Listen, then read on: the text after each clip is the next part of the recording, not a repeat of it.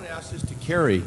How do they misuse PCR to estimate all these supposed free viral RNAs that may or may not be there?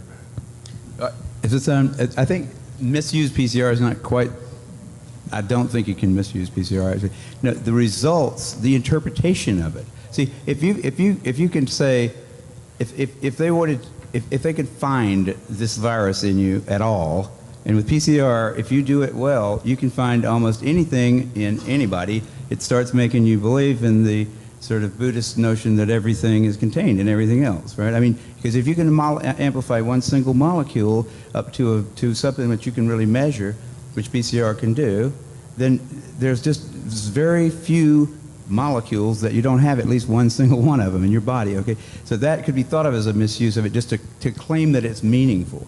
But the real misuse of it is that you don't need to test for HIV.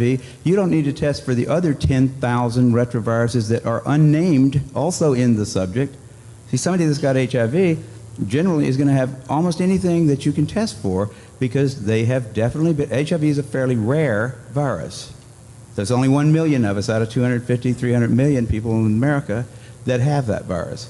So you have to get around, either your mother had to have it and pass it to you, or you have to really be paying a lot of attention to people that do have it and paying only attention to them and get a pretty good chance of getting it that way. It's hard to get it, but if you have it, there's a good chance you've also got a lot of other ones.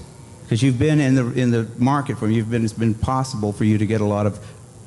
To test for that one and say that has any special meaning is what I think is the problem. Not that PCR has been misused. It's like. Is it an estimation?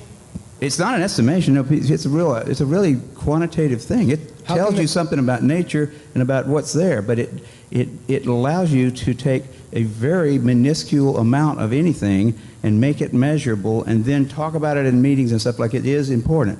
See, that's not a misuse, that's just sort of a misinterpretation. I read a paper by Duisberg in which he said even after all these PCR, this quantitative PCR, that if you just get down to a basic virological count, it's still 1 in 1,000 to 1 in 10,000, HIV in 1 to 1 in 1,000, 1 in 500 to 1 in 1,000 T cells.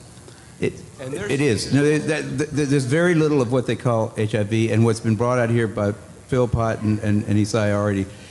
The measurement for it is not exact at all. It's not as good as our measurement for things like apples. An apple is an apple. You know, you can get something that's kind of like, if you got enough things that look kind of like an apple and you stick them all together, you might think it's an apple. But and HIV is like that. Those tests are all based on things that are invisible, and the results are inferred in a sense. PCR is separate from that. It's just a process that's used to make a whole lot of something out of something. That's what it is. But it's not.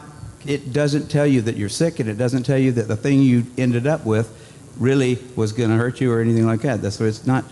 So even if you believe in HIV, it can't tell the difference between virus particles or active live virus. I mean, there's a lot of questions involved in this. Mm-hmm. Guys, thank you very, very much. I don't know what else I can say, but to let you know that we will hold more events where people can get together. Hopefully not when they're all out of town for the holidays, but when we can have a really, really continuing and a growing movement of people asking simple questions. We don't expect to convert any